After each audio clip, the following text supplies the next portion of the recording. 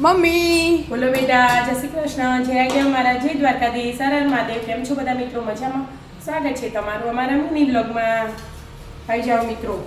આમળાનો હળદર, પછી આદુ, મરી, સંચળ મીઠું, ફુદીનો, લીમડો, જ્યુસ પીવો.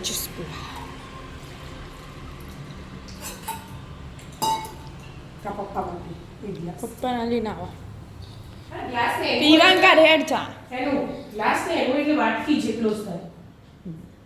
એટલે વધારે ના પીવાય આખું ગ્લાસ ભરી તો. ના કહેવાય. એટલે ના જ વધારે કહેવાય. ના કહેવાય એ મતલબ. ઓછો કરું લાવો. એમ નથી એટલું.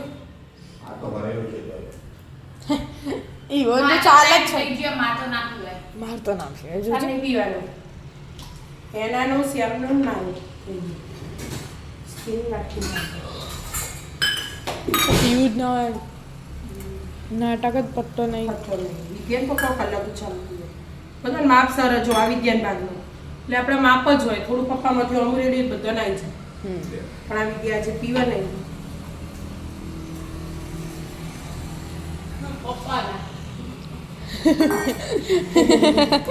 ટાઈમ થઈ ગયો. પપ્પા નાવા તો તારો નાવા આ જવાનું હોય. આજે એલારામ વિદ્યાએ એના જોડે રાખ્યું. એટલે આ બધું હોય વિદ્યામાં. તો મારા ટાઈમે ઉઠી શું જ કરશો તા હા. આજથી કબાંગ ગોળી કાઢી. આપણે ને પેલો કોબાની પેલા પાણી ઠંડુ થઈ જાય ને બરફ જેવું થઈ જાય દોત કળવું.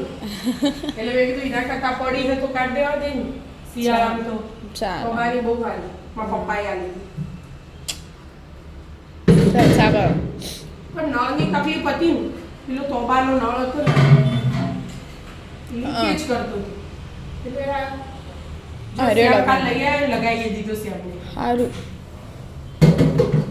બે વાર ધોયેલી ધોઈ બધી મસ્ત ગળી અને ભરી માટલી કાઢી ચાલ માટલી મૂકી દે. માટલી મૂકી દેવાની પછી પાછું પછી કાઢવાનું ઉનાળામાં હમ પણ તો ચાલો ઉનાળામાં ઠંડુ પાણી જો માટલીનું આપણે ફ્રીજનું પીતા નહીં ને.